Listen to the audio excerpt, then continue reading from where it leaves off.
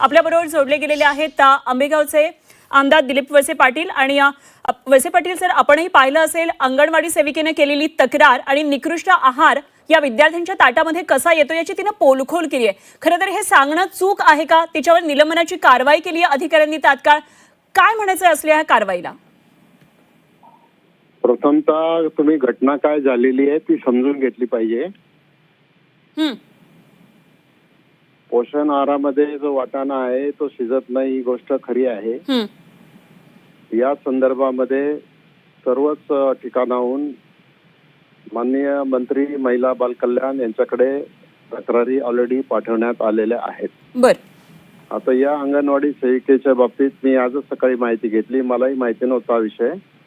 आज सकाळी मी माहिती घेतली तर त्या माहितीवर अधिकाऱ्यांचं असं म्हणणं आहे की ही जी त्यांची निलंबनाची कारवाई केलेली आहे ती केवळ तुमच्या भाषेत पोलखोल वगैरे याच्यामुळे केलेली नाही, तर ही महिला वारंवार वर्गामध्ये बसून रील्स बनवणं, आता हा वाटाण्यावरचा रील हा एक वेगळी गोष्ट आहे, पण अनेक वेळेला रील्स बनवणं आणि वारंवार त्यांना तशा प्रकारच्या सूचना देण्यात आलेल्या आहेत, ताकीद देण्यात आलेली आहे। परंतु शिस्तीचं पालन न करणं, वरिष्ठांचं न ऐकणं असे एकापेक्षा अनेक प्रसंग झाल्यामुळं अधिकाऱ्यांनी मला जे सांगितलं त्याप्रमाणे त्यांच्यावर कारवाई केलेली आहे। हो, पण रील्स बनवणं हा गुन्हा असेल आणि जर अशा प्रकारे वर्गात बसून रील्स बनवता येणार नाही। वर्गामध्ये मुलांना शिकवायचं काम केलं पाहिजे। वर्गात गाणे लावून रील्स बनवणं हे अंगणवाडी सेविकांचं किंवा कोणाचंही काम नाही आहे। बरं, पण मग आवाज उठवण्यासाठी जर त्यांनी कुठली वाह्यात गोष्ट तर केलेली नाहीये, ते त्यांनी प्रश्न उपस्थित केला, प्रश्न उपस्थित करणं चुकीचं झालं का वळसे पाटील सर? अजिबात चुकीचं नाही, परंतु सरकारी कर्मचाऱ्यांना योग्य पद्धतीने आपली तक्रार दाखल करायची सुविधा उपलब्ध आहे। शासकीय नियमाचं पालन न करता कुठल्याही प्रकारे कुठलाही सरकारी कर्मचारी वागला तर तो कारवाईला पात्र होतो। हे माझा आता प्रशासनातला गेल्या 40 वर्षाचा अनुभव आहे आणि त्याच्यावरून मी तुम्हाला सांगतो। बरं, आता तुम्ही म्हणताय की तक्रारी अनेकदा प्राप्त झालेल्या आहेत, या संदर्भातले सगळे अहवाल गेलेत, मग याच्यावर कारवाई कधी होणार, याची अंमलबजावणी कधी होणार? कारण ह्या बातम्या आत्ताच्या नाहीये सर, ह्या अनेक वर्षांपासून आम्ही पण दाखवतो।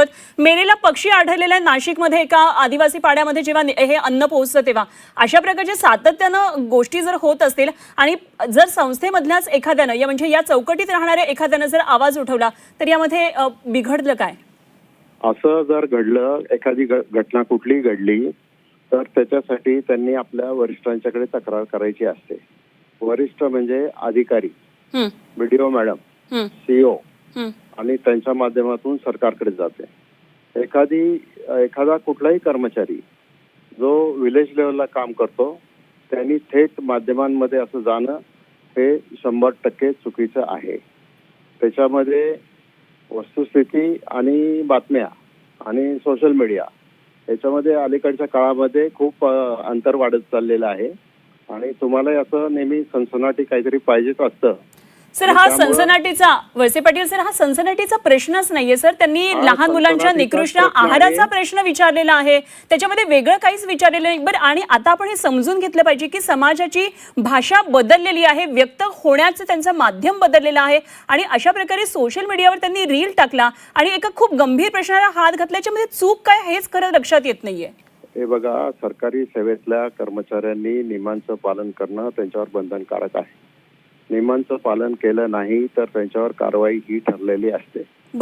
त्यामुळं मी तुम्हाला आधीच सांगितलं, मी या प्रकरणाची आज सकाळीच माहिती घेतली आणि त्याप्रमाणे हा वाटाणा शिजत नाही याबाबतच्या तक्रारी यापूर्वीच राज्य शासनाकडे पंचायत समिती, जिल्हा परिषदच्या माध्यमातून ऑलरेडी गेलेल्या आहेत आणि त्या फक्त आंबेगाव तालुक्यातच नाही तर महाराष्ट्राच्या अन्य ठिकाणी सुद्धा या अशा तक्रारी गेलेल्या आहेत। अगदी मान्य। आपण फक्त या केसपुरती वळसे पाटील सर बोलूया। तुम्ही आता सांगताना एका प्रश्नाच्या उत्तरात म्हटलात की ऐका ना, तुम्ही आता म्हटलात की वेगवेगळ्या रील्स ही महिला करते आणि शाळेत बसून करते, मात्र तिच्यावर जी कारवाई झाली ती ह्या रील नंतर झालेली आहे।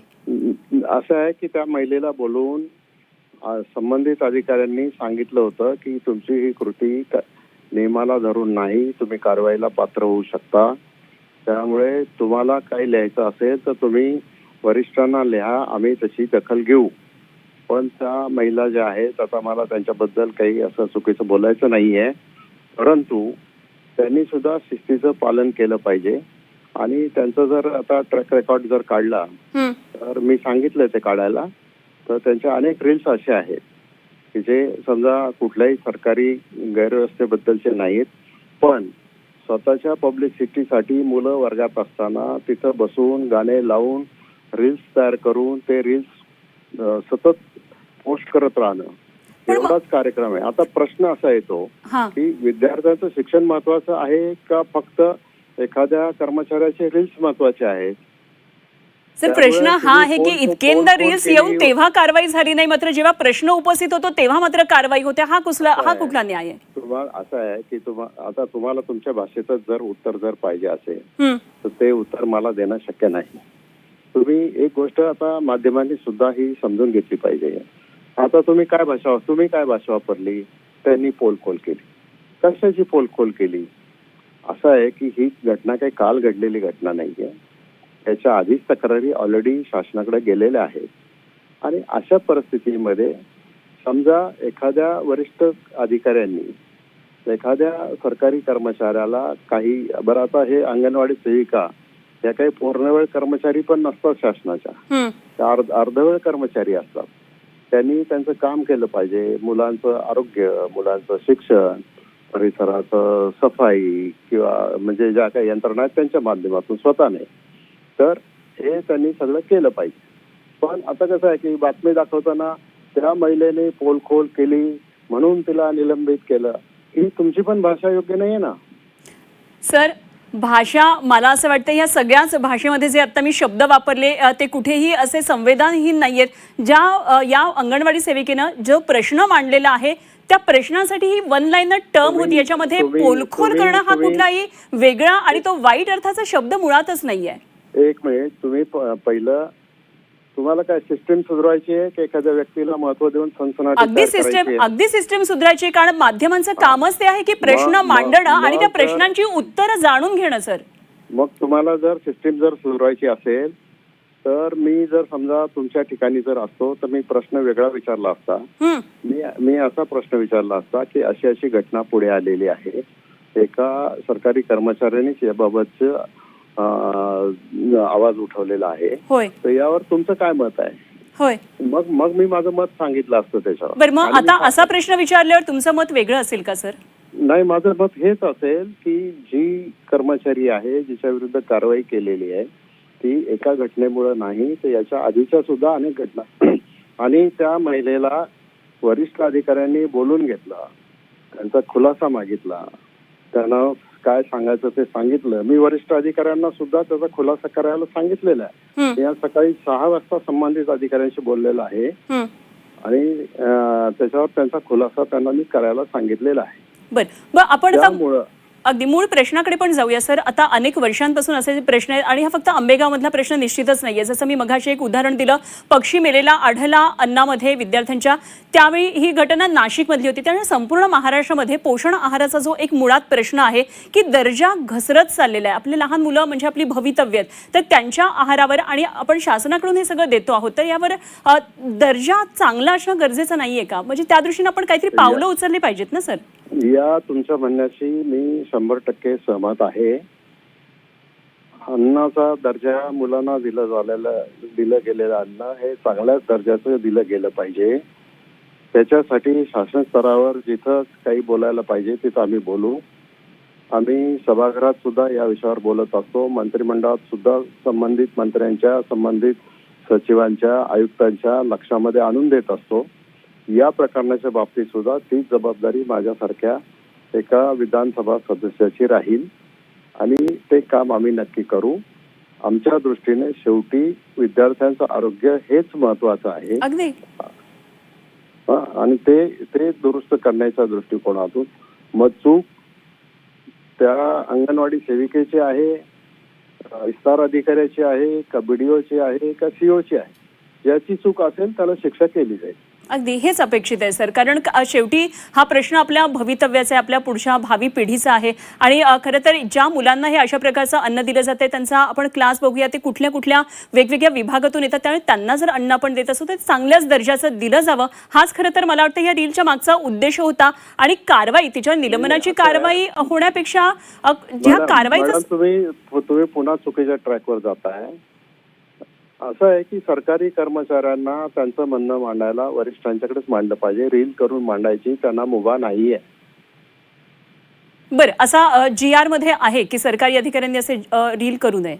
अधिकाऱ्यांनी म्हणण्यापेक्षा सरकारी कर्मचाऱ्यांनी असे रील करू. कर्मचाऱ्यांनी, हो बरोबर आहे, 100% बरोबर आहे. बरं, म्हणजे प्रश्न मांडण्यासाठी सोशल मीडियाचा वापर करू नये असं थोडक्यात आहेच आहे. होय होय, त्यांनी सरकारी कर्मचाऱ्यांनी हे करू नये. एखाद्या जिल्हा परिषद सदस्यांनी, पंचायत समिती सदस्यांनी किंवा लोकप्रतिनिधींनी, सरपंचांनी कोणी केलं तर ती गोष्ट वेगळी आहे. हं, पण ज्या वेळेला तुम्ही पगार घेता त्यावेळेला you are govern by some rules and regulation. हं, आता त्या रूल्सचा भंग केल्यानंतर जर समजा एखाद्यानी कारवाई केली आणि तुम्ही जर जाणीवपूर्वक, आता या केसमध्ये जाणीवपूर्वक त्यांनी हे कृत्य केलं किंवा कसं केलं हे मला माहिती नाही. मी काही त्या भगिनीला दोष देऊ इच्छित नाही. हं, पण जर तसं झालं असेल, कारण मला तरी अधिकाऱ्यांनी तसं सांगितलं, त्यांना आम्ही वारंवार याच्या बाबतीत समज दिलेली आहे, वारंवार त्यांना समजावून सांगितलेलं आहे तुम्ही असं करू नका, तरी सुद्धा त्या वारंवार हेच काम करतायत. आणि फक्त म्हणजे शासनाच्या एखाद्या चुकीच्या गोष्टीबद्दलच करतायत असं नाही, हं. तर अदरवाईज ऑल्सो त्यांचे रील्स करून ते फक्त आणि वर्गात शूट करतात, हे सगळ्यात महत्वाचं आहे. हं. हा तरी व्हिडिओ त्या वर्गातला दिसत नाहीये.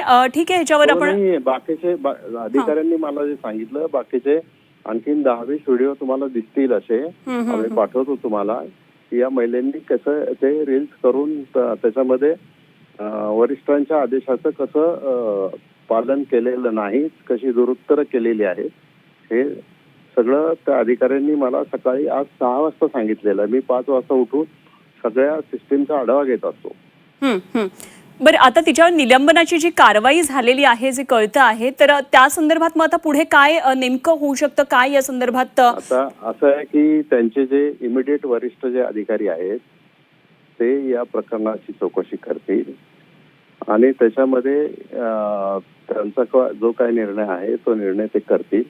त्या महिलेवर अन्याय जर होतो आहे असं जर कुठल्याही परिस्थितीत एका क्षणी सुद्धा वाटलं तरी मी त्या महिलेच्या बाजूनेच उभा राहीन. ठीक ठीक, लक्ष ठेवून आहोत आम्ही सर. धन्यवाद, आपण इतका वेळ आपला दिलात आणि झी 24 तासकडे प्रतिक्रिया व्यक्त केली. दिलीप वळसे पाटील राष्ट्रवादीचे आमदार आपल्याबरोबर होते.